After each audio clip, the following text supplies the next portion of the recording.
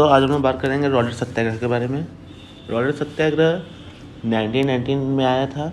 इसको सबसे पहले ब्रिटिश पार्लियामेंट में 1917 में सिडनी रॉलेट ने इंट्रोड्यूस किया था। सिडनी रॉलेट, जी हाँ दोस्तों, सिडनी रॉलेट एक जज थे जिन्होंने ये कानून एक रिफॉर्म बनाया था। इसमें सबसे मेन बात ये थी दोस्तों कि ये कानून जो था उसमें जितने भी सत्याग्रही थे, जो भी उस समय इस समय आप सिचुएशन समझिए इंडिया की। गांधी जी 1915 में आ चुके हैं। उन्होंने खेड़ा, चंपारण, अहमदाबाद मिल स्ट्राइक जैसे 3 सबसे बड़े आंदोलन किए, जिससे पूरा ब्रिटिश एम्पायर हिल चुका है। उनको अब समझ में आ रहा है कि अब कोई आया है जो कुछ करना कुछ चेंज ला सकता है। इसलिए जो ये नेशनलिस्ट मूवमेंट हो रहे थे उसको रोकने के लिए लाया गया एक कानून जिसे कहते हैं रॉलेट एक्ट। रॉलेट एक्ट में हुआ क्या था, इसको जो भी नेशनलिस्ट है, जो रिवॉल्यूशनरिस्ट है, क्रांतिकारियों को, वो पुलिस उन्हें किसी तुरंत अब वो उन्हें जेल में डाल सकती है। बिना कोई वकील उन्हें मिलेगा, ना ही वो कोई अपील कर सकते हैं, ना वो कोई दलील पेश कर सकते हैं। इसका सीधा सीधा यही था, नो वकील, नो अपील, नो दलील। इसी वजह से इस कानून को लोगों ने कहा काला कानून, ब्लैक लॉ। ब्लैक लॉ बहुत लोगों ने कहा है दोस्तों। और इस कानून की वजह से गांधी ने ब्रिटिश लोगों को कहा था शैतान लोग। आप इसे लिख भी सकते हैं, कहीं कोट कर सकते हैं गांधी ने इसके बाद ब्रिटिश को क्या कहा था, ब्रिटिशर्स को। फिर उसके बाद इसी कानून के चलते दो क्रांतिकारी लोग, जिनका नाम था डॉक्टर सैफुद्दीन किचलू और डॉक्टर सत्यपाल, ये दोनों गिरफ्तार हो गए। पंजाब के दोनों थे, ये बहुत फेमस थे। इन्होंने ये बहुत अच्छे से क्रांति को बढ़ावा दे रहे थे। लेकिन इस कानून के चलते ये लोग गिरफ्तार हो गए, जिसके वजह से जलियांवाला बाग में एक दिन लोगों ने एक तरह की मीटिंग बैठाई। आपने पिक्चर देखा होगा कि ये बस घूमने के लिए गए थे लोग, ऐसा कुछ नहीं है। ये मेन बात है कि हाँ, ये लोग गए थे क्योंकि इन लोगों ने एक मीटिंग बैठाई थी कि कैसे अब सैफुद्दीन किचलू को और सत्यपाल को रोका जाएगा, निकाला जाएगा। तो ये जलियांवाला बाग होता है 13 अप्रैल 1919 को।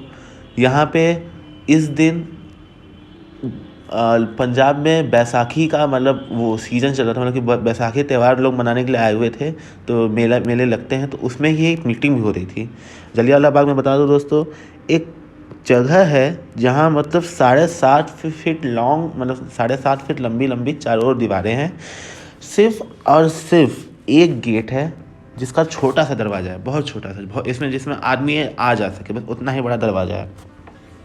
उसके बाद इसी दिन जब ये मीटिंग चल रही थी, तब माइकल ओडायर, जो उस समय के वहाँ के जनरल थे, उन्होंने ये आदमी बहुत अलग ही दिमाग का आदमी है। इसके बारे में जो कहा जाए कमी है। जो इसने किया वो तो बहुत ही हैरानी वाली बात है, सारी इंडिया और पूरे वर्ल्ड के लिए ऑलमोस्ट।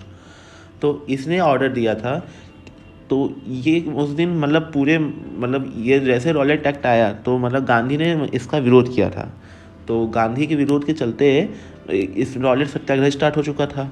इस समय गांधी को बैन कर दिया गया था। दिल्ली, मुंबई, यहाँ पे तो उन्हें आने नहीं देना था। वो एकदम इसके खिलाफ, ब्रिटिश इनके एकदम खिलाफ हो चुके थे।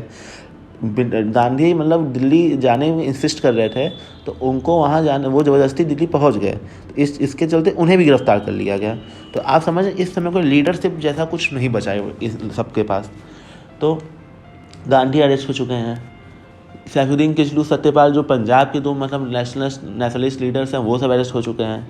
अब इस समय जनता को कोई गाइड करने वाला नहीं था, तो उन्होंने अपनी ही एक मीटिंग बैठाई थी। अब माइकल ओडायर इस समय कि लग चुका था, मार्शल लॉ लगा हुआ था पंजाब में, क्योंकि दंगे हो रहे थे। तो मार्शल लॉ के चलते कोई भी ज़्यादा इकट्ठा नहीं हो सकता था। और लेकिन बैसाखी का सीज़न था, तो लोग त्यौहार मनाने के लिए इकट्ठा हुए थे। तो इसके चलते माइकल ओडायर इतना खुन्नस भरा आदमी था, जिसने मशीन गन और तोपें तक ले आई थी जलियांवाले बाग के अंदर घुसाने के लिए। लेकिन जैसा कि मैंने बताया है कि दरवाज़ा बहुत छोटा था, उसमें से सिर्फ आदमी ही आ जा सकते थे। इसलिए उसने तोपें और मशीन गन, अब मशीन गन समझ रहे हैं, एक बार दबाने पे लगातार फायर होने वाली जो गन होती है, वो गन, वो सब अंदर जा ना सके। सिर्फ और सिर्फ उसकी आर्मी गई अंदर। उसने गेट बंद कर दिया। उसके बाद फॉर्म पैटर्न देखिए किस तरह से मारा गया, मैं बता रहा हूँ आपको। एक स्टैंडिंग में था, एक बैठा हुआ था और एक लेटा हुआ था। ऐसे आर्मी खड़ी थी सामने और यहाँ पे लोग थे, ऐसे लोग बैठे हुए हैं। सामने से माइकल ओडायर की आर्मी ऐसी थी। जब ये फायर करता था तब ये वाले लोग लोड करते थे, और जब दूसरा वाला फायर करता था तो तीसरे लोग लोड करते थे। मतलब लगातार गोलियाँ चलती थी। जब पहला फायर करता था तो मतलब उस समय का ज़माना ये था कि मतलब पहले गन लो, उसमें गन पाउडर डालो, फिर बुलेट डालो, फिर उसके बाद शूट करो, तो उसमें टाइम लगता था। तो फायर रुका ना रहे इसलिए जब पहले स्टैंडिंग वाला फायर कर लेता था और जब उसे लोड करना रहता था तो दूसरा वाला लोड फायर करता था, और जब दूसरे वाले को लोड करना रहता था तीसरा वाला फायर करता था। इस तरह से 1000 लोग पूरे जलियांवाले बाग में मारे गए। कुआं भर गया, दीवारें तक गोलियां आज भी हैं, गोलियों के निशान हैं, क्योंकि जब भागने का कोई रास्ता नहीं था, दरवाज़ा बंद था, 7.5 फीट लंबी दीवारें थी जिसे कूद पाना मुश्किल था सबके लिए। बच्चे बूढ़े सब मारे गए इसमें। ये माइकल ओडायर का मतलब 1000 लोग जो मारे गए, इस समय गवर्नर थे रिगनल ओडायर। रिगनल ओडायर वही आदमी है जिसने उधम सिंह को मारा था। उधम सिंह वो आदमी है जिसने रिगनल ओडायर को मारा था, माफ़ कीजिएगा। तो इस समय हुआ ये था कि उधम सिंह ने तो कसम खा ली थी, भाई उनके रिश्तेदार लोग तो मारे गए जलियांवाले बाग में, लेकिन उधम सिंह ने कसम खाई थी कि वो डायर को पक्का मार के आएंगे। डायर इस समय थे ब्रिटेन में। तो पता चला कि जब तक उधम सिंह भैया पहुँचे वहाँ पे तब तक तो माइकल ओडायर, ये जो जिन्होंने गोली का ऑर्डर दिया था, वो तो मर चुके। अब भाई उधम सिंह मारे किसको? तो उधम सिंह ने कसम खाई थी कि डायर को मारेंगे। तो उस समय के जो गवर्नर थे रिगनल ओडायर, उधम सिंह ने उनको मार दिया। इस तरह से उनका बदला भी पूरा हुआ और एक तरह से कहिए कि रिगनल ओडायर भी ख़त्म हो गए इसी के चलते। फिर बात आती है कि इसका इम्पैक्ट क्या पड़ा। मतलब जलियांवाला बाग तो हुआ, तो सबसे बड़ा इम्पैक्ट तो पड़ा कि रविन्द्रनाथ टैगोर जी, हमारे गुरुदेव, फाउंडर ऑफ शांति निकेतन, उन्होंने अपनी नाइट और सर की जो उपाधि जो अंग्रेज़ों ने उनको दी थी वो उन्होंने वापस कर दी, जो एक बहुत बड़ा इम्पैक्ट था। शंकर नारायण उस समय जो वाइसरॉय की काउंसिल होती थी उस समय के वो एक मेंबर थे, उन्होंने अपना रेजिग्नेशन दे दिया। फिर उसके बाद बचे चीमन देव पंजाब के रहने वाले थे। इन्होंने डंडा फौज बनाया था। डंडा फौज एक ऐसी फौज थी जिसमें लाठी और एयर गन समझते हैं आप, जो चिड़िया या फिर बर्ड्स मारे जाते हैं, उस गन से मतलब इन्होंने एक फ़ौज बनाई थी कि जिसमें वो लोग रहते थे। चूँकि ये थे तो गांधीवाद, लेकिन इन्होंने तो भी लाठी और वो एयर गन का इस्तेमाल किया था वायलेंस करने के लिए, जिसमें इन्होंने सीधा लिखा, मतलब सबको बोला था कि अरे हिंदू, मुसलमान और सिख भाइयों, और डंडा फौज में शामिल होकर अंग्रेज बंदरों के खिलाफ बहादुरी से लड़ो, यह गांधी की आज्ञा है। लेकिन जहाँ तक पता है सबको, गांधी ऐसा कभी नहीं कहेंगे कि आप वायलेंस कीजिए। लेकिन इन्होंने मतलब गांधी उस समय एक नेशनलिस्ट आइकन बन चुके थे, तो उनका नाम लेके इन्होंने ये फौज बनाई कि जल्दी मतलब एक रिएक्ट करे ये फौज। उसके बाद पोस्टर बनाए गए, इस पर भी ये सब लिखा गया। एक तरह से समझिए कि मतलब इस समय मार्शल लॉ तो लगा ही हुआ था पंजाब में, लेकिन फिर भी मतलब अच्छी खासी तरीके से सब लोग मूवमेंट कर रहे थे। फिर उसके बाद अब चूँकि भाई ये इंडिया में हुआ था और छोटी मोटी बात नहीं थी, 1000 लोग मारे गए थे, जो कि ऑफिशियल रिपोर्ट है। मतलब हो सकता है इससे ज़्यादा लोग भी मारे गए होंगे, और मुझे पूरा यकीन है ज़्यादा लोग मारे जाते हैं, क्योंकि ऑफिशियल रिपोर्ट हमेशा लोगों की काउंटिंग कम ही बताती है। तो इसको मतलब इसके चलते एक हंटर कमीशन बैठाई गई अंग्रेज़ों की। इस हंटर कमीशन में सबसे पहले तो इसके लीडर थे लॉर्ड हंटर, और उसके बाद 7 और मेंबर उनके साथ, जस्टिस रस्किन, राइस, जॉर्ज बरो, थॉमस स्मिथ, और 3 इंडियन, चीनन वॉल्ड सीटलवार्ड, शाहजी बजाज, सुल्तान अहमद और जगत नारायण। ये हंटर कमीशन बैठाई तो गई थी और इसका रिपोर्ट आने वाला था, जो कि आने तो वाला था, लेकिन इससे पहले ही मतलब हो सकता है कि क्या पता ये रिपोर्ट में 3 इंडियन है, तो क्या पता, क्योंकि ये ऐसा कुछ हुआ नहीं। लेकिन फिर भी एक तरह सोच के बचाने के चक्कर में ब्रिटिश काउंसिल ने पहले एक इंडेमनिटी बिल पास कर दिया पार्लियामेंट में, जिससे डायर बच गया। और उसके साथ ही साथ उससे लॉयन ऑफ ब्रिटिश एम्पायर कहा गया। डायर को, जिसने 1000 लोगों को मरवाया, उसे लॉयन ऑफ ब्रिटिश एम्पायर कहा गया।